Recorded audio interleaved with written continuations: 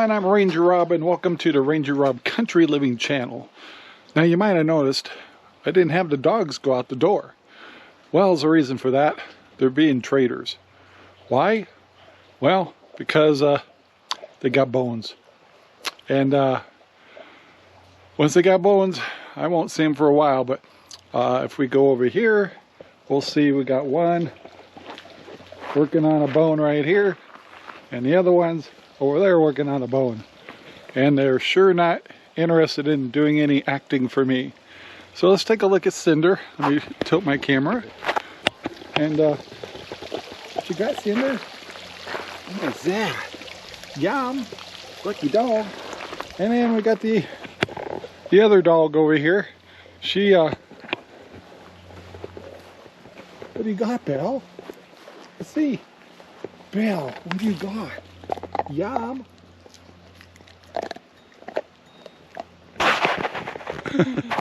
So as you can see, they're not working for me right now. But first of all, before I get going, yes, we are having a sparkling day in Central Oregon. Today, my conversation is about dogs. And I'm kind of watched a video from Survival Dispatch, and there's a lot of things I agreed with him when he said about dogs and protection. And it's really up to you. How a dog's only good as you train them to be. Now I tend to have one of the dogs, the German Shepherd, that tend to be one of the most recommended. However, I've only trained her as a farm dog, and Cinder is a very intelligent dog, and she's traveled a lot, so she's learned a lot of commands and ways to act, and is very versatile because of the traveling we did, where Belle is more of a farm dog. Now, for us, do I want a dog that attacks people or goes after them? And the answer is not really. What I want is a dog that is an alarm system and can be a little intimidating. For example, Belle over here is the most harmless dog you ever met. Very gentle, and however, when she's upset or barking, even though she's not hostile at all, her bark and the type of bark she's got is very intimidating. And when she goes up to the gate barking at someone going by or something, she's not trying to hurt them. She's just barking like a German Shepherd barks, and it's intimidating. Now Cinder, she barks a lot too when she hears something, but it's not as intimidating, but hers is a very smart bark. And so that's what we want. We have 5 acres here of fenced land, and I can't tell you how many times we've had people come here, like a delivery person or maybe a utility something, and I've been working in the back of the property and I don't hear them coming through the gate, and I even have a gate that's electric and makes a little sound and the whole works. But if it wasn't for the dogs, sometimes I wouldn't know there was somebody on the property. So also, if we got coyotes in the area or some funny noise on the 5 acres, both of these dogs are alarmist, and they will let us know something's not right. And then once you kind of get to know we never try to scold our dogs telling us they hear something unusual. But we do try to teach them when to stop barking. And I do that for their protection. If I had somebody hostile in here and I had a dog trained to go hurt that person, most likely that person's going to hurt my dog. And that's not going to do me any good, and it's certainly not humane to the dog. I just want my dog to alarm me that somebody's here and run back. It's our family member. I don't want to lose my dog. Now that's not, I'm not saying any of the techniques we're using is the way to go. This is just what we do here. So other people might disagree with me, but our dogs are, they guard the property with sound. They tell us when something's not right, and that's really all I want. And then I try to get them to stop for their own good, so they don't get hurt. So I think a security dog doesn't have to be a big dog like ours. A well-trained dog to tell you when something's not right, and a dog that will stop alarming you by command. And of course, the important things of having a pet is, one is, like I work here alone on the homestead because Sherry works. They're my companions. They're my buddies. They are like having a person on the property, and they force me to take breaks, cause me to look at other things. Their presence is important to me psychologically. And you hear about us a lot talking about homesteading and prepping and all that stuff.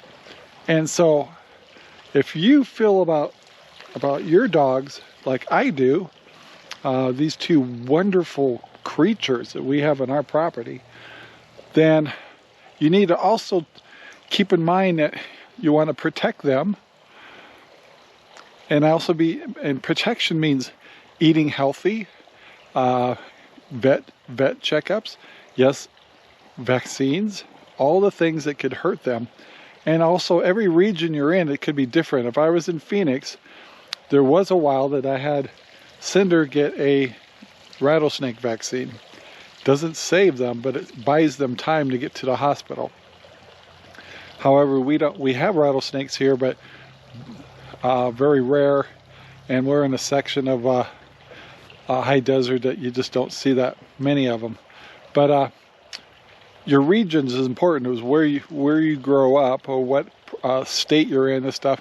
You want to protect your dogs. Like Belle over here. One of our biggest fears. Hey Belle. Hey Belly Belle. Is those ears. Those crazy ears she's got. They're upright all the time, which are adorable, by the way. However, we have a thing called cheatgrass here. So it's important that Sherry and I check her ears a lot, because cheatgrass, the little seeds will get in their ears and literally work their way down to the eardrum and actually infect their ears.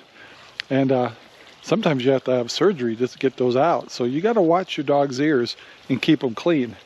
I don't have that problem too much with Cinder because she's got the floppy ears. But yeah, luckily in our area we don't have a lot of fleas. We don't have fleas. We have ticks. I do not know that. So we do have to check and make sure that they haven't picked up any. And when we do, we treat them immediately because they can get sick from that too. Now the other thing when it comes to prepping is we all tell you guys, hey, it's important to have food and be prepared in case of emergency or you get snowed in or something. Well, that goes for your pets too. So, sorry about the lighting in here. So I'll show you the two things we do. Is I'm in our garage. Hopefully kind of get used to the light here. We keep a can right here, and it's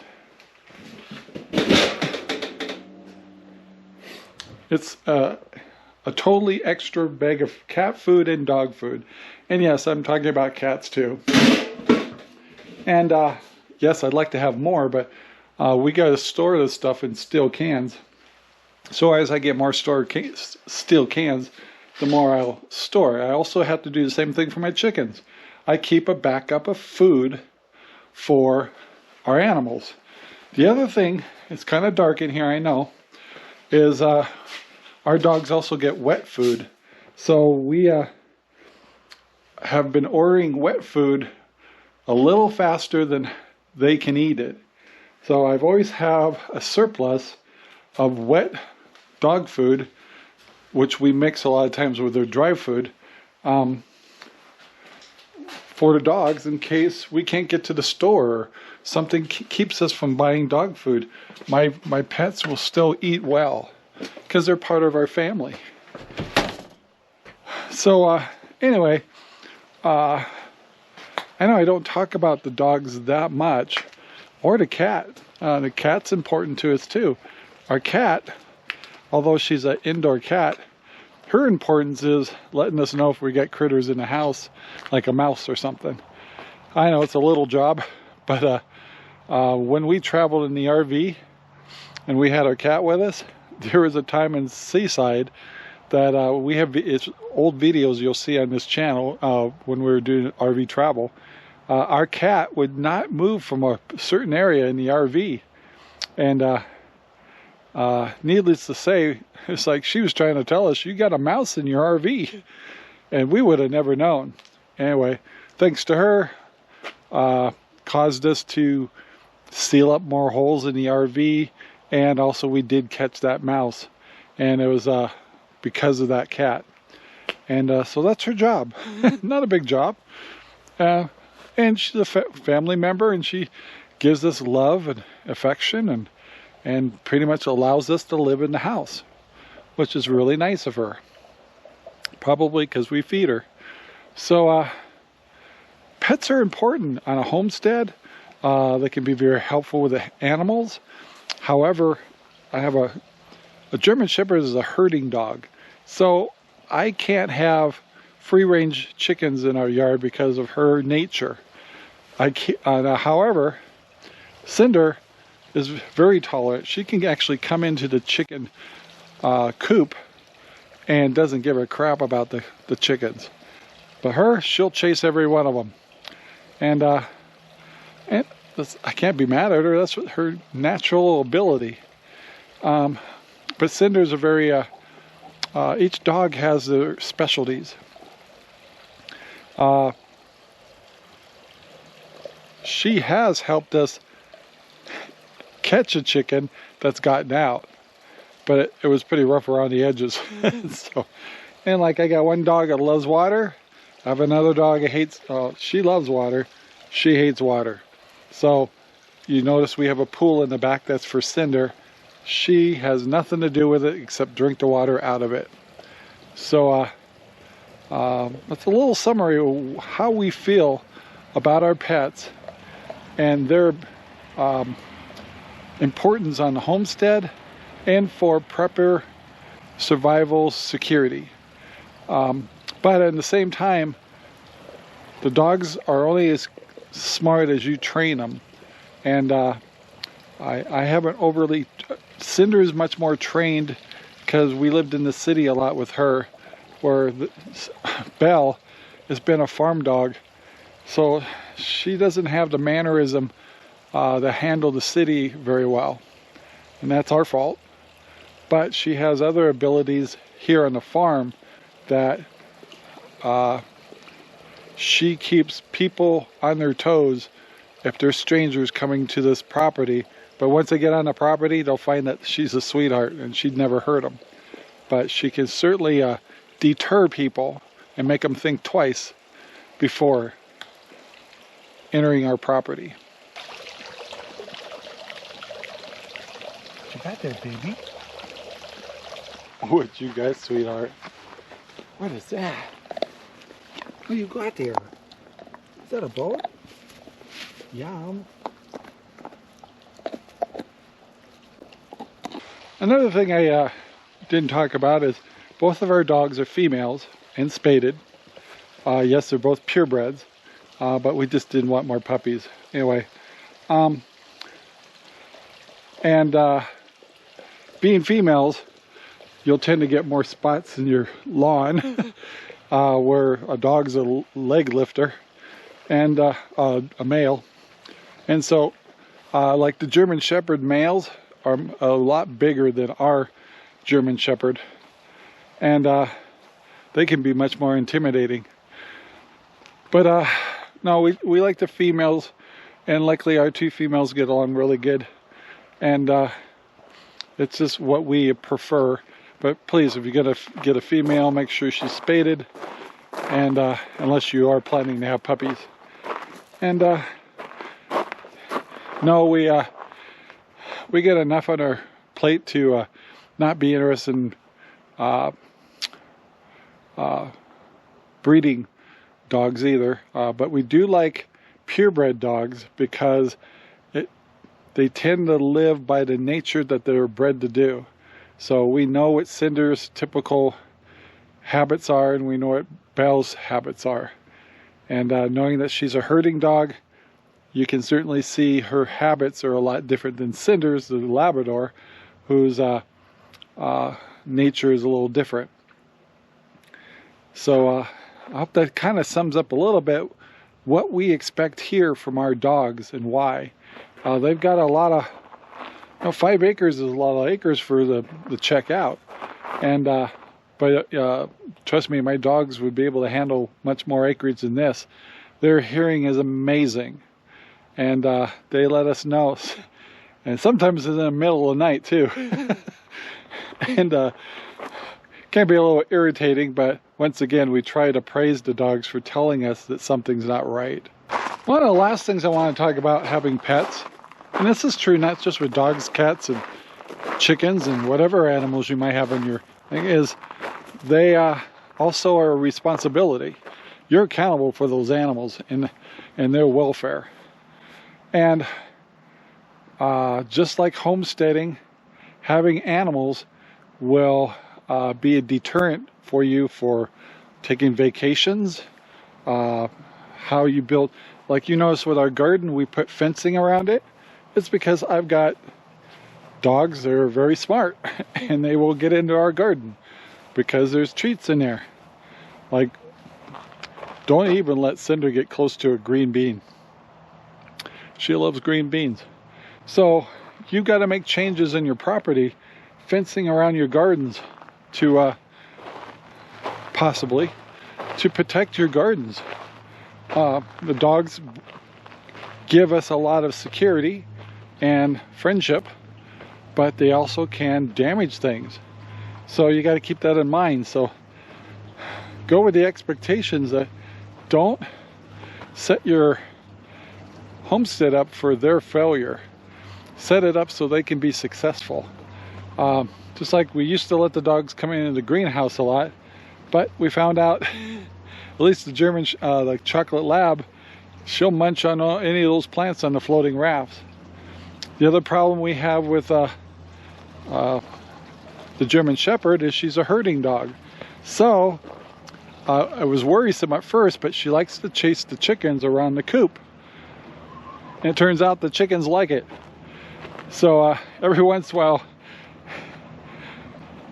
Belle will come up and pounce on them a little bit and stir them all up. But all in all, I actually think it's good for the chickens. Gives them awareness, a little bit of a stimulus. They don't get hurt. And they've actually played games with the German Shepherd in the fence and actually stand off with each other. And it's almost like a game. So once again, I could, if it was going to be a problem, I would have fenced off this area just to keep the dogs out of trouble. Because I want them to be successful. And I don't want to stop them from doing their natural things either. Still, our dogs will dig holes once in a while. They poop all the time. So when we mow our lawns, we have to do a 2-acre pooper scooper run every time because they poop just like any other animal. And speaking of crazy chickens, and so yeah, having animals, before you do it, please understand that they become a family member. Some dogs are outside all the time. Like if you watch Goldshaw Farm, he's got a dog named Toby, and he's a dog that's designed to live outside comfortably, and at the same time he shows that dog love and compassion even though he doesn't sleep in the house. Our dogs sleep in the house. We can actually leave the house for hours and the dogs will be fine inside the house. No accidents, no damage. And it was easy to teach the German Shepherd that because Cinder already knew that because she was a traveling dog, and she just knows when mom and dad leaves, it's just kick back, take a snooze. And the German Shepherd picked up on that right away. Didn't have to train her on that. Cinder, we had to start from scratch. And we did have problems when she was younger, and we couldn't leave the RV very long because she'd bark and then the other RVers would be mad at us. Anyway, but she outgrew that, and we fixed that. So through training, and that made training of the German Shepherd much easier. And yes, we do try to work with them on a leash.